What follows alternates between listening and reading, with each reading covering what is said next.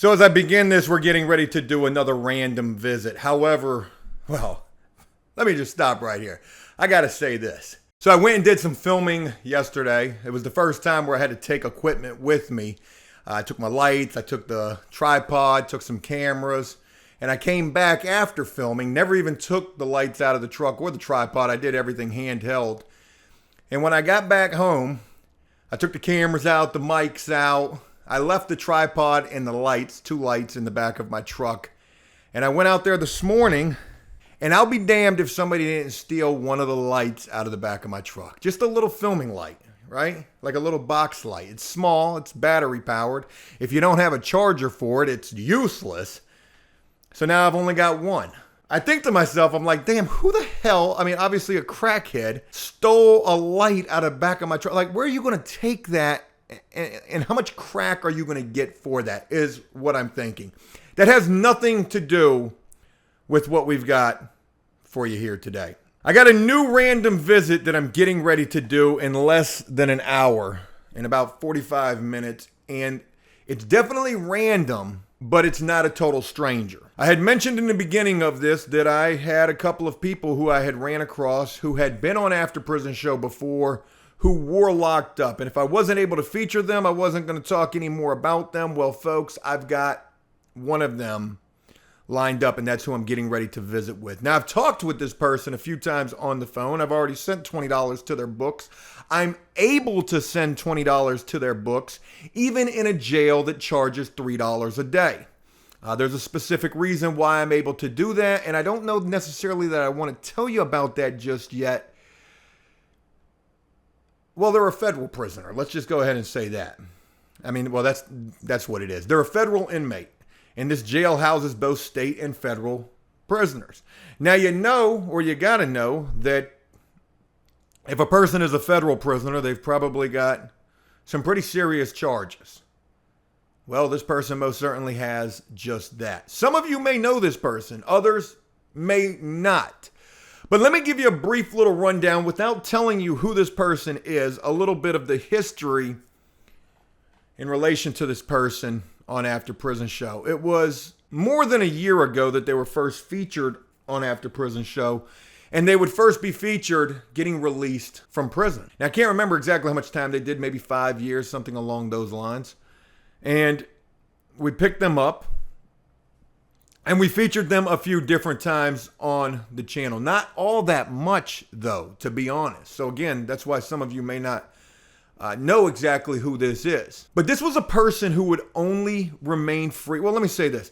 This person would get out. They would go to work initially. They had a support system. And they would end up getting wrapped up in drugs. A lot of drugs. And for that, they would end up getting their boots smoked. This person just got their time. They're not going to be in this jail very much longer. They've got a lot of medical problems, and they're getting ready to be gone. I'd be surprised if they're still here today. This is a good person who got wrapped up, like so many others, in the bullshit. We're going to hear about what happened with this person, how much time they got, what are they expecting at this point in terms of like doing their times or maybe even in their life in general. This person could legitimately die in prison. Sad as fuck to say. This person would get released from prison. We would be there to pick them up. Wouldn't work with them per se all that much. I would help them get a job. I do remember doing that. And then other people would help them as well, or try to help them. And they would only last out here in the free world for 1 year and 1 day before the feds, well, no, not the feds, before they got swarmed, arrested. And then the feds came and picked them up, and they just got their boots smoked. So I bring you an interview with a former guest of After Prison Show, who it might be over for. And maybe you might want to send this person some encouraging words. And if you want to do that, shoot me a message, leave a comment, hit me up in the emails. Hit me up in the emails. My email is down in the descriptions of every video. Send me an email if you're interested in writing to this person. And when they get to where they're going, I'll make sure that you've got their information if you'd like to be a pen pal to this person, because I know what it's like to make constant mistakes. And with those constant mistakes, that support system, it goes away. And you're left at the end of the day holding all that time by yourself. And real quick, this is not to pity party anything. This is just what it is. For some people, this is just what it is. And I hope that what follows is a jail visit that you guys find insightful and entertaining, as sad as the situation turned out for this person. To accept this call, press 0. To refuse this call, hang up. This call is from a correction facility and is subject to monitoring and recording. Thank you for using GTL. Yo. Hey, Mike, what's going on with you? Not much. Look, they're about to ship me, dude. Like, I'm going to, like, I just got back from medical, and they've already taken all my stuff down there. Like, they packed me up at like 1 in the morning, and I was supposed to be leaving like last night, I guess. But then I've been sitting here. I sat up to like 4:30. Then they told us that they're going to take us on the next shift, which is like 7 o'clock in the morning when the next, or 6:30 when the next shift comes on. So, and 7:30 comes, they wake me up again. So then I go down there to medical to get my IV, and that shit takes like 2.5, 3 hours to do. So I did my whole IV, and now all my shit's down there on property. And because I'm in a wheelchair and shit, they normally keep me in one of them side cells. And they told me I couldn't go into the side cell, so they sent me back to the block. So now I'm in the block for a few minutes just until an opening comes up, but all my stuff's already down there on property and everything. Like, I'm about to get shipped. I'm about to go to, so I'm not going to be able to fucking do the visit now, not today. Once I get to where I'm going, though, since I get there and find out what's going on, I mean, I don't know what the hell, I don't know if they're going to have tablets or whatever, or how. I know they have video visits in the system. I just don't know how everything works, you know what I'm saying? Because I know they got to have video visits because of COVID and shit. Right. I figured as much. I figured, there was a good chance that you were going to end up getting shipped today. I knew that was a possibility for sure. That was super fast. So, dude, I just got sentenced, like, literally, like, I got sentenced on the 14th. Like, today's the 19th, dude, 5 days. Like, 4 days, really. 4 days in a wake-up. That's crazy. That's fast, but I think it's because of my medical stuff. Yeah, that's probably a big part of it. And the feds, they move fast anyways. Right. But did you get the $20 that I sent you? I don't even know. They won't even let me log in the tablet right now. But I'm assuming it's on there. That my money will go with me wherever I go, I'm sure, anyway. So that'll be a help once I get there, if it is. But thank you for sending it. No, it ain't no thing. I figured out how to do it, and it was relatively easy. But I sent it the same night that I had talked with you, and I think that was like, what, Saturday night or something? So whatever day it was, or yeah, I think it was Saturday. I sent it then. I appreciate it, man, for real. And like I said, I ain't got no problem doing that, the video visit or whatever, because I'm sure. Well, it kind of it changed quite a bit now, right? Like, I guess I had some time to think about it, and the fact of the matter is, though, what I was planning to do with you today was saying, hey, look, we got a former guest of After Prison Show. Many of you may not know who it is. Many of you will know. But, here's a guy that got out, was out for a year and a day, and now has literally just gotten his boots smoked. I hate to say it like that, but that's what they did. I'm recording this phone call, Corso, just in case I ever need it for anything, to include it with anything. Just to let you know about that, and nothing to be twisted with that. Are you okay with that? Oh, that's cool, man. I ain't got no problem with it. I don't even know how the audio will be on this, but I'm going to try to get the best that I can out of it. But real quick, how much time did you end up getting? I mean, I know, but I just want to be able to include it with the video I'm filming. Yeah, they gave me 188 months, which transfers to like 15 and a half years. That shit's crazy, man. Did you know that you were going to get like a lot of time? Were you already prepared for that?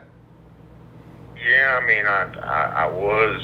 I just, I was hoping that maybe it was going to be less than what it was, but I already knew it was going to be a lot, though. You know what I mean? I just, you know, even when you're prepared for it, it's not the same as when you actually get it. You know what I mean? When you actually get it, you know it's real. It's sunk in, especially that day. I mean, that shit. I went back to my damn rack and just went to sleep and tried to sleep it off for a little bit. You know what I mean? Like. No, I know. I mean, I can't even imagine getting 15 and a half, and yeah, I know all about being drunk coming back. Yeah, oh yeah, exactly. It's really, I mean, it sounds bad, but it's really not going to be as bad as it seems because I've already been down for a year and some change, right? So I've been down for a year and some change. They put me into the DART program, which is that knocks off a year. Okay, so that'll knock it down. All right, and plus you do 85% off the rip. You do 85% of your time. So 15 gets knocked down to around 10ish. You know what I'm saying? Right. It's around 10. So then I got the DART program, which knocks it down to about 9. Plus you go to a halfway house for your last 6 months, so that's like 8.5. You know what I'm saying? So you know I got that working for me. Plus they put me right now. There's a program called like the First Step Act, which is I think it's just for non-violent offenders, but it's like the First Step Act and Second Chance Act, okay?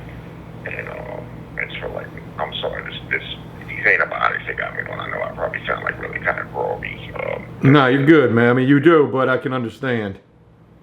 Yeah, they got me on these antibiotics, like I said, like freaking almost 5-6 hours a day, you know? It's just, you know, I gotta take 2 kinds of highly very, very strong antibiotics, you know what I'm saying, for this mess in my leg, trying to get rid of this infection. And they told me one of the side effects is I can go deaf from this shit. That's how strong this shit is. She told me to watch out for it ringing in my ears.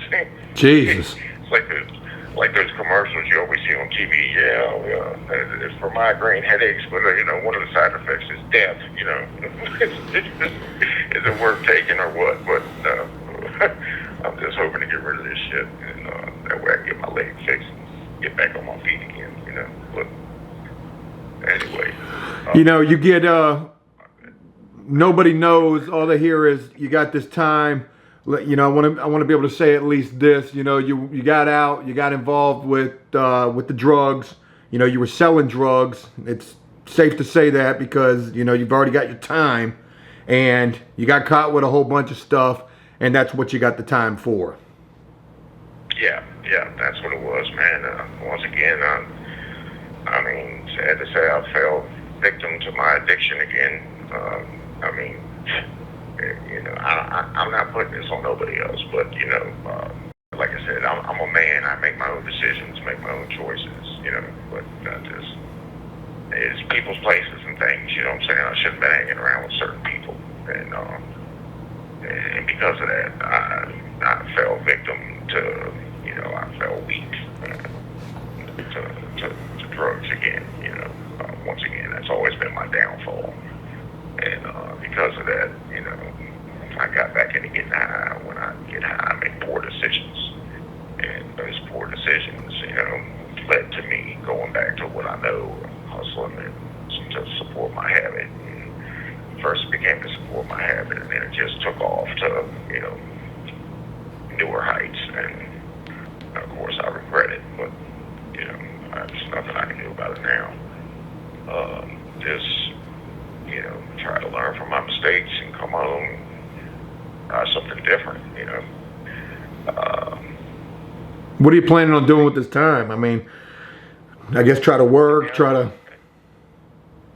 Like I said, the judge, she recommended, she wanted me to get into some vocational classes, along with take some college courses, along with take some drug programs. So I'm going to be real busy taking schooling and programming, and in between there, I'll be trying to, you know, get my legs back in shape and get my body right again from coming home. You know,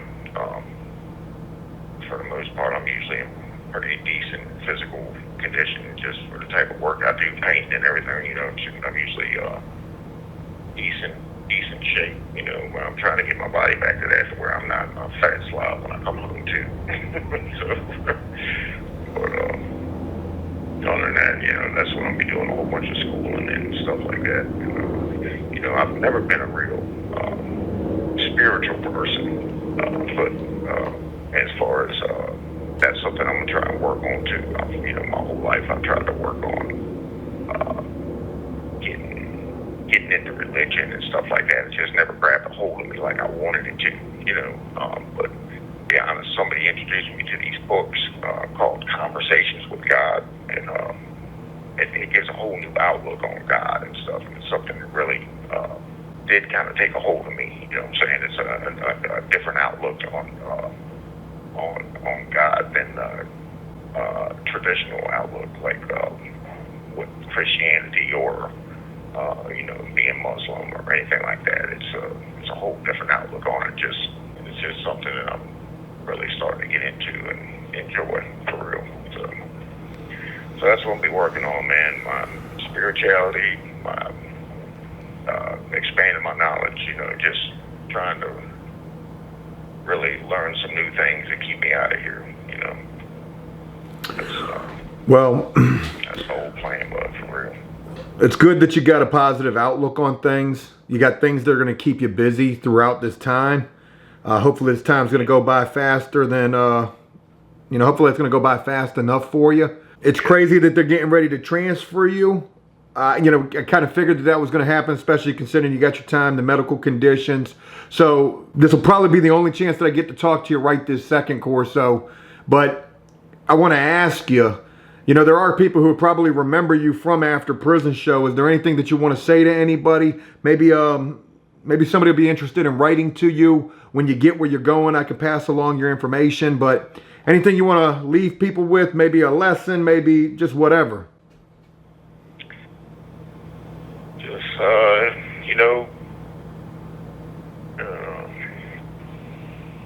it's not always easy to do the right thing, you know what I'm saying? Especially if you're an addict, it's tried many a times to stay straight and fail many a times, It's one of the things you just got to keep trying. And every day is a new challenge, you know what I'm saying? And I'm going to continue to try and get better every day and beat this addiction and come home a new person, a better person, stronger and smarter and be better than I was before. And sure, I wouldn't mind having a pen pal or anything. If you want to look me up right now, the plan is I'm going to be probably going to now, and then after that I should be going to probably Buckner. What I'm thinking. It's because it's a medical facility in Carolina, but I'll call you back once I get situated and let you know more of what's going on, and try and keep in contact with you if you don't mind. No, for sure. I definitely like to hear. I definitely like to hear where you end up and how you're doing, man. Definitely. And like I said, I'm sorry I'm a little tired and not as upbeat as I normally am because of these damn meds and everything they got me on, but it's just. It's all good, man.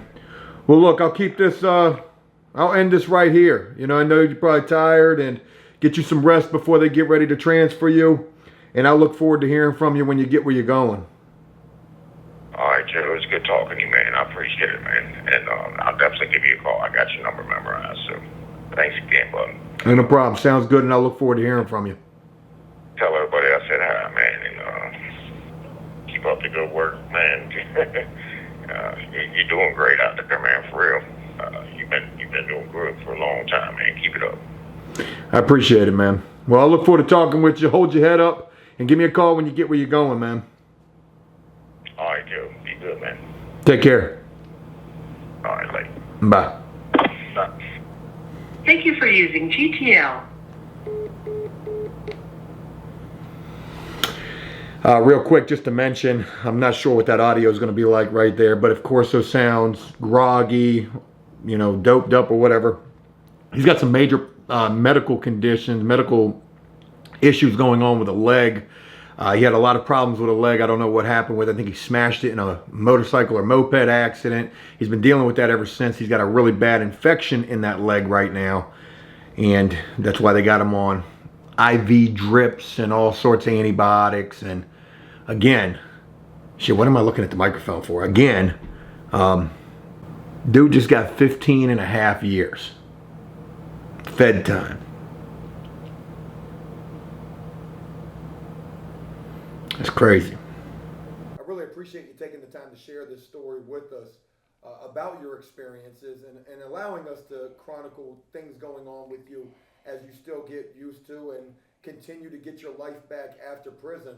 And as we wrap this up, I want you to just end this on a positive note. I always like to wrap it up on a positive note. And just talk to us about how you're doing right now with the work prospect, with the bank account, with the positive things that are, starting to fall into place in your life.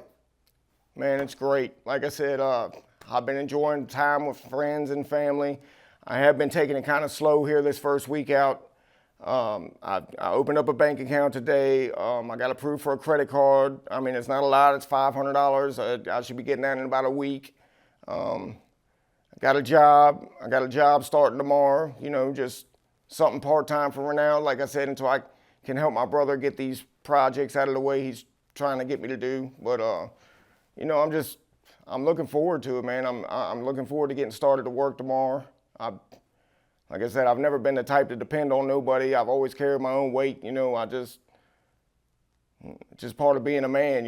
I enjoy being a man. I enjoy going out there and working and paying bills and everything. That's just the type of person I am, man. I'm looking forward to getting back to that.